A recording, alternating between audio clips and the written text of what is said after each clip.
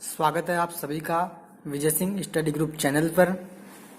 तो फ्रेंड्स, अपनी पॉलिटी की सीरीज चल रही थी, तो उसी में अपने 2 लेक्चर कंप्लीट हो गए थे। अब आज हम तीसरा लेक्चर स्टार्ट कर रहे हैं।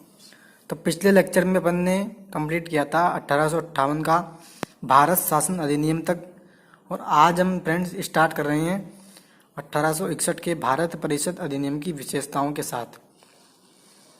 तो फ्रेंड्स, अभी तक चैनल को सब्सक्राइब नहीं किया है तो चैनल को सब्सक्राइब कर लें, और पास ही जो बेल का आइकन है उसके ऑल के बटन पर क्लिक कर लें, ताकि जैसे ही मैं वीडियो डालूँ तो आपको उसका नोटिफिकेशन मिल जाए। तो चलिए फिर वीडियो स्टार्ट करते हैं। तो देखिए फ्रेंड्स, पहले प्रावधान की अपन बात करें तो ये कह रहा है कि इसके द्वारा कानून बनाने की प्रक्रिया में भारतीय प्रतिनिधियों को शामिल करने की शुरुआत हुई। ये कह रहा है कि अब 1861 का जो अधिनियम आया उसमें कानून जो बनाएंगे, तो उस कानून बनाने की जो प्रोसेस होगा उसमें भारतीय प्रतिनिधियों को भी शामिल किया जाएगा। तो ये कह रहा है कि 1862 में लॉर्ड कैनिंग ने 3 भारतीय, बनारस के राजा, पटियाला के राजा और सर दिनकर राव को विधान परिषद में मनोनीत किया। ये कह रहा है कि कानून बनाने की प्रक्रिया की जब शुरुआत की गई तो 1862 में लॉर्ड कैनिंग ने 3 भारतीय, बनारस के राजा, पटियाला के महाराजा और दिनकर राव, इन तीनों को जो है विधान परिषद में मनोनीत कर दिया। फिर क्या है कि इस अधिनियम ने मद्रास और बम्बई प्रेसिडेंसियों को विधायी शक्तियां पुनः देकर विकेंद्रण की प्रक्रिया की शुरुआत की, और इस अधिनियम ने रेगुलेटिंग एक्ट 1773 द्वारा शुरू हुई केंद्रीकरण की प्रवृत्ति को उलट दिया, और 1833 के चार्टर अधिनियम के साथ ही अपने चरम पर पहुंच गया। इस विधायी विकास की नीति के कारण सन 1937 में प्रांतों को संपूर्ण आंतरिक स्वायत्तता हासिल हो गई। ये कह रहा है कि जब 1861 का अधिनियम आया तो मद्रास और बम्बई प्रेसिडेंसियां जो थी उनको विधायी शक्ति पुनः दे दी। देखिए 1773 का जब रेगुलेटिंग एक्ट आया तो उसमें जो है मद्रास और बम्बई की जो प्रेसिडेंसियां थी उससे विधायी शक्तियां छीन ली गई थी। तो उसी के तहत अब 1861 के अधिनियम में वापस जो है मद्रास और बम्बई प्रेसिडेंसियों दोनों को जो है कानून बनाने यानी विधायी शक्तियां उनको दे दी गई। और फिर ये कह रहा है कि सन 1937 में इसी प्रावधान के साथ 1937 तक उन प्रांतों को आंतरिक स्वायत्तता भी हासिल हो गई, यानी कि सन 1937 तक फिर अब प्रांतों को जो है पूर्णतः यानी कि संपूर्ण आंतरिक स्वायत्तता यानी कि निर्णय लेने की जो क्षमता होगी वो उनको फिर 1937 तक हासिल हो गई। फिर ये कह रहा है कि बंगाल, उत्तर पश्चिम सीमांत प्रांत और पंजाब में क्रमशः 1862, 1866 और सन 1897 में विधान परिषदों का गठन हुआ। यानी कि ये कह रहा है कि बंगाल, उत्तर पश्चिम सीमांत प्रांत और पंजाब में 1862-66 और सन 1897 में विधान परिषदों का गठन किया गया।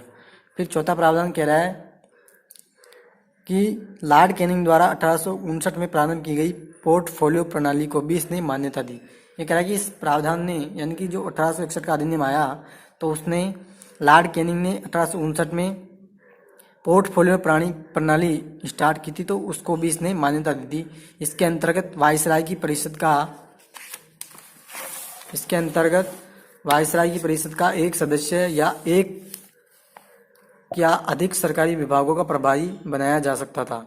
ये कह रहा है कि जो पोर्टफोलियो प्रणाली थी उसके बारे में बता रहा है कि पोर्टफोलियो प्रणाली जो थी उसके तहत जो है एक सदस्य या एक सरकारी अधिकारी जो होता था उसको सरकारी विभागों का प्रभारी बनाया जा सकता था, और इसे इस विभाग में काउंसिल की ओर से अंतिम आदेश पारित करने का भी अधिकार था। ये कह रहा है कि जो पोर्टफोलियो प्रणाली के तहत एक सदस्य को एक या अधिक सरकारी विभागों का जो प्रभारी बनाया जाएगा उसको काउंसिल की ओर से अंतिम आदेश पारित करने का भी अधिकार होगा।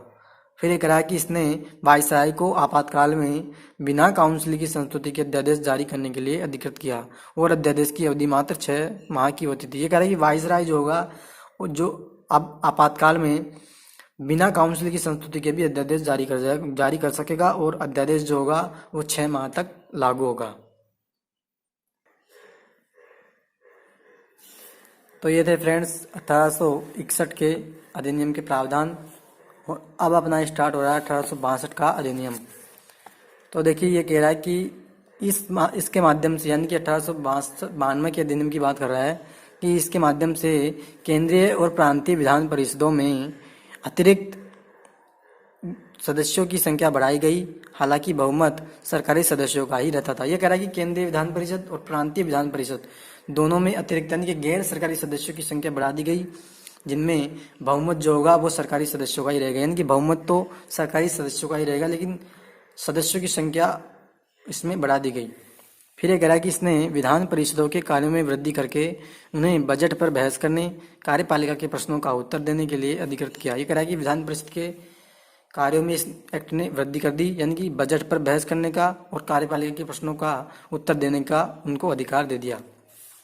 फिर ये कहा कि इसने केंद्रीय विधान परिषद और बंगाल चैम्बर ऑफ कॉमर्स में गैर सरकारी सदस्यों के नामांकन के लिए वायसराय की शक्तियों का प्रावधान था। यानी कि ये कह रहा है कि इस एक्ट के अंतर्गत, इस एक्ट में केंद्रीय विधान परिषद और बंगाल चैम्बर ऑफ कॉमर्स दोनों में गैर सरकारी सदस्य जो होंगे उनके नामांकन के लिए वायसराय की शक्तियां को प्रावधान किया गया। इसके अलावा प्रांतीय विधान परिषद में गवर्नर को जिला परिषद, नगरपालिका, विश्वविद्यालय, व्यापार संघ, जमींदारों और चैम्बर ऑफ कॉमर्स की सिफारिशों पर गैर सरकारी सदस्यों को नियुक्त करने की शक्ति थी। ये कह रहा है कि प्रांतीय जो विधान परिषद होगी उसके अंदर जिला परिषद, नगरपालिका, विश्वविद्यालय, व्यापार संघ, जमींदार और चैम्बर ऑफ कॉमर्स की सिफारिशों पर गवर्नर जो है गैर सरकारी सदस्यों को नियुक्त कर सकेगा। तो फ्रेंड्स, ये थे इसके मुख्य प्रावधान 1892 के अधिनियम के। अब जो है अपना इम्पोर्टेंट, यानी कि जो अब जो भी एक्ट जो होंगे वो इम्पोर्टेंट होंगे। तो ये कह रहा है 1909 के अधिनियम की विशेषताएं। देखिए, इस एक्ट की अगर अपन बात करें तो पहला प्रावधान कह रहा है कि इस अधिनियम को मार्ले मिंटो सुधार के नाम से भी जाना जाता है। देखिए, बहुत इंपॉर्टेंट बात है। उस समय लॉर्ड मार्ले इंग्लैंड में भारतीय राज्य सचिव थे और लॉर्ड मिंटो भारत में वाइसराय थे। ये कह रहा है कि 1909 का जो अधिनियम होगा ना, उसको मार्ले मिंटो सुधार के नाम से भी जाना जाता है। अब देखिए, यहाँ से क्वेश्चन बनने के बहुत चांसेज हैं कि निम्नलिखित में से कौन सा अधिनियम मार्ले मिंटो सुधार के नाम से भी जाना जाता है। तो उसका आंसर होगा 1909 का अधिनियम। तो इसके प्रावधान की अपन बात करें तो पहला प्रावधान की बात करें तो देखिए, ये कह रहा है कि इसने केंद्रीय और प्रांतीय विधान परिषदों के आकार में काफ़ी वृद्धि की। केंद्रीय विधान परिषद में इनकी संख्या 16 से 60 हो गई और प्रांतीय विधान परिषदों में इनकी संख्या एक समान नहीं थी। ये कह रहा है कि केंद्रीय विधान परिषद और प्रांतीय विधान परिषद दोनों में आकार, यानी कि दोनों में जो सदस्य होंगे उनमें वृद्धि कर दी गई। केंद्रीय विधान परिषद में तो इनकी संख्या 16 से, यानी कि केंद्रीय विधान परिषद में 16 सदस्य थे, उनमें से अब उनकी संख्या 60 कर दी गई और प्रांतीय विधान परिषदों में भी संख्या समान नहीं थी, यानी कि प्रांतीय विधान परिषदों में भी संख्या में वृद्धि की। फिर अगला प्रावधान में क्या कह रहा है, इसने केंद्रीय परिषद में सरकारी बहुमत को बनाए रखा, लेकिन प्रांतीय परिषदों में गैर सरकारी सदस्यों के बहुमत की अनुमति थी। ये कह रहा है कि केंद्रीय परिषद के अंदर तो बहुमत किसका होगा, सरकारी सदस्यों का, जबकि प्रांतीय परिषद के अंदर बहुमत गैर सरकारी सदस्यों का होगा। तीसरा प्रावधान कह रहा है, इसने दोनों स्तरों पर विधान परिषदों के चर्चा कार्यों का दायरा बढ़ाया, जैसे अनुपूरक प्रश्न पूछना, बजट पर संकल्प रखना। यानी ये कह रहा है कि दोनों स्तर कौन कौन से, केंद्रीय परिषद और प्रांतीय परिषद, केंद्रीय विधान परिषद और प्रांतीय विधान परिषद दोनों पर जो है अनुपूरक प्रश्न पूछना और बजट पर संकल्प करना, इन दोनों से संबंधित कार्यों का भी दायरा इसने बढ़ा दिया। यानी कि अनुपूरक प्रश्न भी अब वो पूछ सकते हैं और बजट पर भी वो संकल्प रख सकते हैं। पहले ये प्रावधान नहीं था, इस एक्ट के अंतर्गत ये प्रावधान भी किए गए। तो फिर नेक्स्ट की अपन बात करें तो देखिए, ये कह रहा है कि इस अधिनियम के अंतर्गत पहली बार किसी भारतीय को वाइसराय और गवर्नर की कार्य परिषद के साथ एसोसिएशन बनाने का प्रावधान किया। सत्येंद्र प्रसाद सिन्हा भारत वाइसराय की कार्यपालिका परिषद के प्रथम भारतीय सदस्य बने, उन्हें विधि सदस्य बनाया गया। ये कह रहा है कि इस अधिनियम के अंतर्गत पहली बार किसी भारतीय को गवर्नर की कार्य परिषद के साथ एसोसिएशन बनाने का प्रावधान दिया गया, जिसमें कह रहा है कि सत्येंद्र प्रसाद सिन्हा जो थे उनको वाइसराय की कार्यपालिका परिषद के प्रथम भारतीय सदस्य बनाया गया। वाइसराय की कार्यपालिका परिषद का प्रथम भारतीय सदस्य किसे बनाया गया, अगर ऐसा मान लो क्वेश्चन आ जाता है तो उसका आंसर होगा सत्येंद्र प्रसाद सिन्हा। देखिए, ये सत्येंद्र प्रसाद सिन्हा है और वो जो है वो सच्चिदानंद सिन्हा है, दोनों में कंफ्यूजन हो सकता है। तो ये देखिए, ये सत्येंद्र प्रसाद सिन्हा है। तो देखिए सत्येंद्र प्रसाद सिन्हा कौन, ये तो सत्येंद्र प्रसाद सिन्हा है, जबकि वो सच्चिदानंद सिन्हा है। सच्चिदानंद सिन्हा कौन थे?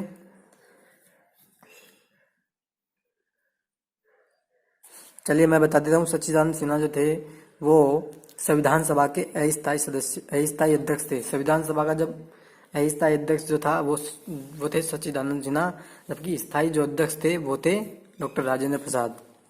तो ये कह रहा है कि सत्येंद्र प्रसाद सिन्हा को वायसराय की कार्यपालिका परिषद का प्रथम भारतीय सदस्य बनाया गया। और नेक्स्ट की अपन बात करें तो इस अधिनियम ने पृथक निर्वाचन के आधार पर मुसलमानों के लिए सांप्रदायिक प्रतिनिधित्व का प्रावधान किया।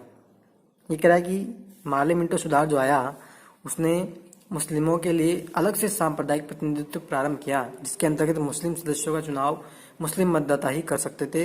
इस प्रकार इस अधिनियम ने सांप्रदायिकता को वैधानिकता प्रदान की और लॉर्ड मिंटो को सांप्रदायिक निर्वाचन के जनक के रूप में जाना गया। ये कह रहा है कि मार्ले मिंटो सुधार ने सांप्रदायिक निर्वाचन प्रणाली प्रारंभ की, जिसका मतलब सांप्रदायिक निर्वाचन प्रणाली का मतलब होता है कि मुस्लिम मतदाताओं का, मुस्लिम सदस्य जो होंगे उनका चुनाव कौन करेगा? मुस्लिम मतदाता ही करेंगे। और इस एक्ट को जो है सांप्रदायिकता निर्वाचन प्रणाली स्टार्ट करने के लिए जाना जाता है। और इस अधिनियम ने सांप्रदायिकता निर्वाचन प्रणाली को मान्यता दी और सांप्रदायिक निर्वाचन के जनक के रूप में लॉर्ड मिंटो को जाना जाता है, ये कह रहा है। फिर अगर नेक्स्ट की बात करें तो इसने presidency corporation, chamber of commerce, विश्वविद्यालयों और जमींदारों के लिए अलग प्रतिनिधित्व का प्रावधान किया। ये कह रहा है कि इसने presidency corporation, chamber of commerce, विश्वविद्यालय और जमींदार जो होंगे उनके लिए भी अलग से प्रतिनिधित्व, यानी कि इनका जो होगा वो अलग से रिप्रेजेंटेटिव होगा। तो फ्रेंड्स ये था अपना 1909 का अधिनियम।